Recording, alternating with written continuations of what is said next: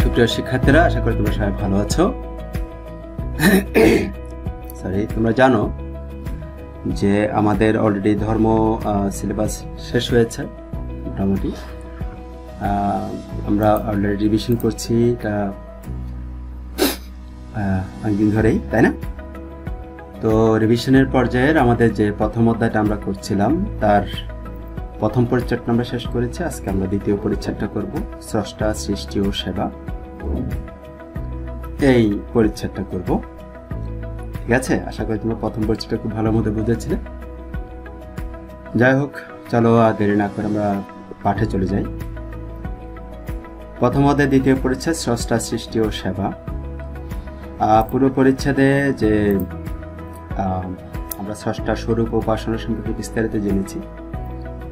এই পরিচ্ছেদে স্রষ্টা, সৃষ্টি ও সেবা সম্পর্কে জানব। শুধু স্রষ্টা না, এনার সৃষ্টি এবং সেবা সম্পর্কে আমরা জানব। হ্যাঁ, ঈশ্বর সবকিছু সৃষ্টি করেছেন, তিনি সকল কিছুর নিয়ন্তা, তিনি এক ও অদ্বিতীয়, তার আদি নেই, অন্ত নেই, তাকে চোখে দেখা যায় না। তিনি নিরাকার, তিনি জীবের মধ্যে আত্মারূপে অবস্থান করেন, তাই জীবকে সেবা করলে ঈশ্বরের সেবা করা হয়।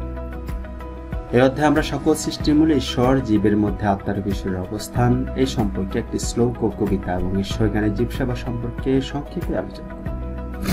ঠিক আছে, আমরা অলরেডি স্রষ্টা সম্পর্কে জেনেছি, সৃষ্টি সম্পর্কে অনেক জেনেছি, সেবা সম্পর্কে আমরা জানব। ঠিক আছে, তিনি এক অদ্বিতীয়, তার আদি নেই, অন্ত নেই, তাকে চোখে দেখা যায় না। তিনি নিরাকার, তিনি জীবের মধ্যে আত্মারূপে অবস্থান করেন, জীবকে সেবা করলে ঈশ্বরের সেবা করা হয়। এগুলো আমরা সবাই মোটামুটি জানি। ঠিক আছে, ওকে। পার্ট 1, সকল সৃষ্টির মূলে ঈশ্বর। এখানে প্রতিটি লাইনের মধ্যে থেকেই কিন্তু কি আসতে পারে? এমসিকিউ। আমি আগেও বলেছি তোমাদের, আবারও বলছি, ভালো করে লক্ষ্য করো। সুনীল আকাশ, পৃথিবী ও পৃথিবীর প্রকৃতি সব মিলে বিচিত্র বিশ্ব ব্রহ্মাণ্ড। অনন্ত আকাশ জুড়ে বিরাজ করছে চন্দ্র, সূর্য, গ্রহ, নক্ষত্র মণ্ডলী। পৃথিবীতে রয়েছে সমুদ্র, মহাসমুদ্র, নদ নদী, পাহাড় পর্বত, গাছপালা, আলো বাতাস ও বিভিন্ন ধরনের জীবজন্তু। সবকিছু মিলে হচ্ছে বিশ্ব ব্রহ্মাণ্ড। আদিতে মহাবিশ্ব ছিল না, তখন সব ছিল অন্ধকার। তারপরে এলো আলো, জল ও জলের পরে পৃথিবী। পৃথিবীর পরে এলো গাছপালা, কীটপতঙ্গ, জীবজন্তু, মানবকুল, প্রকৃতি। এই সবকিছু সৃষ্টির মূলে রয়েছেন ঈশ্বর। গীতায় বলা হয়েছে তিনি পরমাত্মা এবং একমাত্র আশ্রয়। বিশ্বের জীবকুল সৃষ্টির মূলে রয়েছে ঈশ্বর। এই বিশ্বের জীবকুল সৃষ্টির মূলে রয়েছেন ঈশ্বর। আবার তিনি জীবদেহের মধ্যে নিয়ন্ত্রণকারী জীবাত্মা হিসেবে বিরাজ করছেন। তিনি জীবের জীবন, প্রাণীর প্রাণ, সর্বভূতের সনাতন বীজ। জীবদেহের ভিতরে যে জীবন আছে তা পরমাত্মারই অংশ। আত্মা ছাড়া জীবদেহ অচল, মৃত। তিনি জীবের জন্ম মৃত্যুর কারণ। কথাটি আরও একটু বুঝিয়ে বলি। জীবদেহের মধ্যে যখন ঈশ্বর আত্মারূপে প্রবেশ করেন, জীবদেহ তখন চেতনা সম্পন্ন হয়, সচল ও সক্রিয় হয়। যতদিন জীবাত্মারূপে তিনি জীবদেহে অবস্থান করেন, ততদিন জীবের জীবন বায়ু থাকে। জীবাত্মা জীবদেহ পরিত্যাগ করলে জীবের মৃত্যু ঘটে এবং মৃত্যুর মধ্য দিয়ে দেহের বিনাশ ঘটে।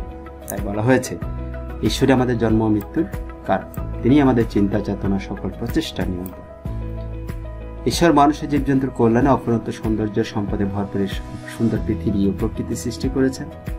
এই প্রকৃতিতে বিরাজ করছে কত রকমের ফুল, কত রকমের ফল। প্রকৃতির সৌন্দর্য তারই সৌন্দর্য। সৌন্দর্য সৃষ্টির মূলেও রয়েছেন ঈশ্বর। ঠিক আছে, কথাগুলো এখানে না বোঝার মতো কিছু না। তারপরে বলি, গীতায় বলা হয়েছে, গীতায় তিনি পরমাত্মা এবং একমাত্র আশ্রয়। তিনি জীবদেহের মধ্যে নিয়ন্ত্রণকারী জীবাত্মা হিসেবে বিরাজ করছেন। এই বিষয়গুলো বুঝতে হবে। এবং জীবদেহের ভিতরে যে জীবন রয়েছে তা পরমাত্মারই কিন্তু অংশ। ওকে, আত্মা ছাড়া জীবদেহ অচল, মৃত। ওকে, এরপর আসো, আত্মারূপে কিভাবে ঈশ্বর আমাদের মধ্যে অবস্থান করছেন। স্রষ্টা বা ঈশ্বর সর্বশক্তিমান। হিন্দু ধর্মাবলম্বীরা স্রষ্টাকে ব্রহ্ম, ঈশ্বর বা ভগবান বলে অভিহিত করে। জ্ঞানীদের কাছে ঈশ্বর ব্রহ্ম, যোগীদের কাছে পরমাত্মা এবং ভক্তদের নিকট ভগবান নামে পরিচিত। তাই জ্ঞানীদের কাছে ঈশ্বর হচ্ছেন ব্রহ্ম, যোগীদের কাছে হচ্ছে পরমাত্মা এবং ভক্তের কাছে হচ্ছে ভগবান। পরমাত্মা জীবের মধ্যে আত্মারূপে অবস্থান করেন, আর পরমাত্মা যখন জীবের মধ্যে অবস্থান করেন তখন তিনি জীবাত্মার রূপ ধারণ করেন। এই পরমাত্মা থেকে জীবের সৃষ্টি। আত্মা নিত্য বস্তু ও নিরাকার। আত্মার জন্ম নেই, মৃত্যু নেই। একই পরমাত্মা বহু আত্মারূপে জীবদেহের মধ্যে অবস্থান করে। জীবদেহের বিনাশ আছে, কিন্তু আত্মার বিনাশ, কারণ জীবাত্মা পরমাত্মারই অংশবিশেষ।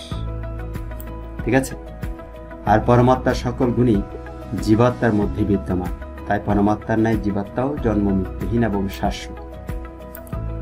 শ্রীমদ্ ভগবদ্গীতায় ভগবান শ্রীকৃষ্ণ বলেছেন, আত্মার সৃষ্টি বা বিনাশ কোনোটাই সম্ভব না। ইনি নিত্য বিদ্যমান, তিনি জন্মরহিত, নিত্য, শাশ্বত এবং পুরাণ। শরীরের বিনাশ ঘটলেও ইনি বিনষ্ট হন না। এটা গীতার 2য় অধ্যায়ের 20 নম্বর শ্লোকে রয়েছে। আত্মার বিহান্তর ঘটে। শ্রীমদ্ ভগবদ্গীতা বলা হয়েছে, বাশাংসি জীর্ণানি যথা বিহায় নবানি গিন্নাতি নরহ পরাণি তথা শরীরানি বিহায় জীর্ণানি সংয়াতি নবানি দেহি।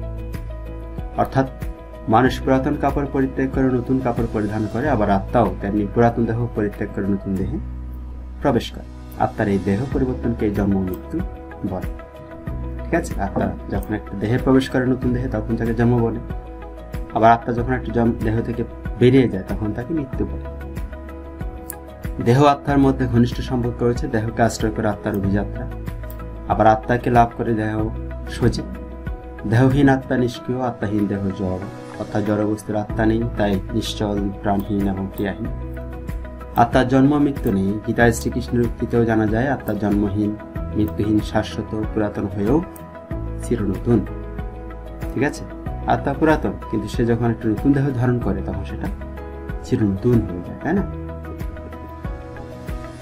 জীবের মধ্যে আত্মারূপে ঈশ্বরের অবস্থান সম্পর্কিত একটি মন্ত্র বা শ্লোক এবং ঈশ্বরের অবস্থান সম্পর্কিত কবি রজনীকান্ত সেনের গীতি কবিতা। শ্রীমদ্ ভগবদ্গীতা বলা হয়েছে, অহমাত্মা গুড়াকেশ সর্বভূতাশয় স্থিত অহমাদিশ্চ মধ্যঞ্চ ভূতানামন্ত এচ। ওকে, 10ম অধ্যায় 20 নম্বর শ্লোক। হে অর্জুন, আমি সকল প্রাণীর হৃদয় স্থিত আত্মা, আমি ভূত সকলের আদি, মধ্য ও অন্ত। বুঝতে পেরেছ? আমি সকল প্রাণীর হৃদয় স্থিত আত্মা এবং ভূত সকলের আদি, মধ্য এবং অন্ত। ভূত মানে এখানে ভূত বলতে কি বোঝানো হয়েছে? পঞ্চভূতে এই পৃথিবী। ঠিক আছে? ক্ষিতি, অপ, তেজ, মরুদ, বোম, এই 5টা ভূতে এই পৃথিবী সৃষ্টি। সকল ভূতের আদি, মধ্য এবং অন্ত হচ্ছে। এখান থেকে আমরা কি শিক্ষা পাই? এখানে আদি বলতে জীবজগতের উৎপত্তি, মধ্য বলতে তাদের স্থিতি এবং অন্ত বলতে তাদের মৃত্যু বোঝানো হয়েছে। ঈশ্বরী জীবের মধ্যে আত্মারূপে অবস্থান করছেন। এই কথা উপলব্ধি করে আমরা ঈশ্বরের প্রতি বিশ্বাস স্থাপন করব এবং জীবকে ঈশ্বর জ্ঞানে ভালোবাসবো ও সেবা করব। উল্লেখিত শ্লোকের আলোকে আমরা এই শিক্ষা গ্রহণ করতে পারি, আছ অনল অনিলে চির নভনিলে ভূধর শরীর গ্রহণে আছ বিটপিলতায় জলদের গায় শশীতার কায় তপ। এটা রজনীকান্তের একটি উল্লেখযোগ্য কবিতা। রজনীকান্ত সেন একটি গীত কবিতার অংশ। এখানে সবকিছু মূলে ঈশ্বর অবস্থান সম্পর্কে বলা হয়েছে। ঈশ্বর তার সকল সৃষ্টি ও সৌন্দর্যের মধ্যে অবস্থান করেন। কবি রজনীকান্ত সেনের গীতি কবিতায় তিনি ব্যক্ত করেছেন যে নিরাকার ঈশ্বর অনল, অর্থাৎ অগ্নি, বায়ু ও চির সুনীল আকাশে আছে। এর অর্থ হচ্ছে, অগ্নির যে দাহিকা শক্তি তা ঈশ্বরের শক্তি, বায়ু ঈশ্বরের সৃষ্টি, বায়ুর যে গতি তার মূলে রয়েছে ঈশ্বরের শক্তি। আমাদের মাথার উপরে যে সুনীল আকাশ, ঈশ্বর সেখানেও আছেন নীলিম সৌন্দর্যের উপর। একইভাবে ভূধরে মানে পর্বতের দৃঢ়তা, উচ্চতা ও মৌনতার মধ্যে ঈশ্বরের অস্তিত্ব খুঁজে পাওয়া যায়। আবার ঈশ্বর আছেন জলের গভীরতায়, তিনি বৃক্ষলতা, মেঘ, চন্দ্র, সূর্য, তারকারাজির মধ্যেও বিরাজিত আছেন। সবকিছুই তার সৃষ্টি, তিনি তার সকল সৃষ্টির মধ্যে অবস্থান করছেন। রজনীকান্ত সেন এই কবিতা ব্যক্ত করেছেন যে ঈশ্বর সকল কিছুর মূলে অবস্থান করছেন। তিনি তার সৃষ্টিকে নিজের মহিমা ও সৌন্দর্য দিয়ে সৃষ্টি করেছেন। তাই ঈশ্বরের সৌন্দর্যেই সকল কিছু সুন্দর, আর শক্তিতেই সকল কিছু শক্তিমান। ঠিক আছে? তাহলে এই বিষয়টা ভালো মতো বোঝার চেষ্টা করতে হবে। বায়ুর যে গতি তার মূলে রয়েছে ঈশ্বরের শক্তি। ঈশ্বর জ্ঞানী জীব সেবা সাধারণ অর্থে সেবা বলতে পরিচর্যা করা বোঝায়, যেমন অতিথি সেবা, জীব সেবা, ঈশ্বর সেবা প্রভৃতি। অপরের সন্তোষ বিধানের জন্য দেহ মনের সমন্বয়ে কল্যাণকর যে কাজ করা তাকে সেবা বলে। জীবের সেবা বলতে জীবের পরিচর্যা, সংরক্ষণ ও বৃদ্ধি করাকে বোঝায়। এছাড়াও বুদ্ধি দিয়ে, পরামর্শ দিয়ে, সহানুভূতি জানিয়ে বিপদে পাশে দাঁড়িয়ে নানাভাবে সেবা করা যায়। আমরা জীবের সেবা করব কেন?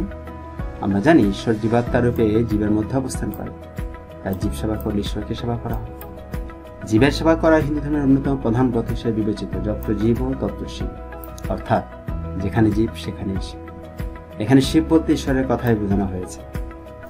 স্বামী বিবেকানন্দ বলেছেন, বহুরূপে সম্মুখে তোমাকে তোমার ছাড়ি, কোথা খুঁজিছ ঈশ্বর, জীবে প্রেম করে যেজন সেজন সেবিছে ঈশ্বর। একথা তাৎপর্য হলো এই যে বহুরূপে অর্থাৎ বহু জীব রূপে ঈশ্বর আমাদের সম্মুখে আছেন, তাই তাকে খুঁজে বেড়ানোর দরকার নেই। তিনি জীবকে ভালোবাসেন, তিনি সেই সেবার মধ্য দিয়ে ঈশ্বরেরই সেবা করেন। তাই হিন্দু ধর্মের জীবকে ঈশ্বর বা ব্রহ্মজ্ঞানের সেবা করতে বলা হয়েছে, কারণ জীবকে সেবা করলে ঈশ্বরের সেবা করা হয়।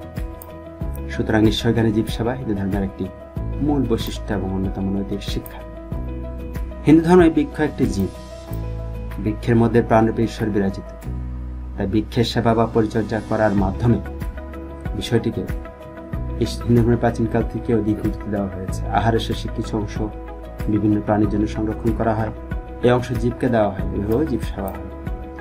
হিন্দু ধর্মের জীব সেবা প্রদানের জন্য বিভিন্ন সেবাশ্রম মঠ গড়ে উঠেছে, যা মানুষের মধ্যে বিভিন্ন ধরনের সেবা প্রদান করছে। বিভিন্ন উপায়ে জীব সেবা করা হচ্ছে। সকল জীবের মধ্যে প্রাণরূপী ঈশ্বর বিরাজিত এবং ঈশ্বরের সত্তা প্রকাশিত। আমরা এই সত্য উপলব্ধি করে সব ভেদাভেদ ভুলে জীবের সেবা করি। ঠিক আছে, আশা করি আজকের পাঠটা তোমরা খুব মন দিয়ে বুঝেছো এবং না বোঝার কিছু নেই। অত্যন্ত সহজ একটি পাঠ ছিল। আর এই পাঠের মধ্যে প্রতিটি লাইনেই তোমাদের আমি বলেছি যে এমসিকিউ ব্যাপারটা রয়েছে। ঠিক আছে, আবার পাঠটা ভালো করে মন দিয়ে পড়বে, বই থেকে পাঠটা ভালো মতো পড়বে, পড়ার পর সেগুলো একটু রিভিশন দেওয়ার চেষ্টা করবে। ঠিক আছে, নিজের থেকে প্রশ্ন বের করার চেষ্টা করবে, তাহলে এমসিকিউ তোমাদের গাইড বই খুঁজে খুঁজে কিন্তু শিখতে হবে।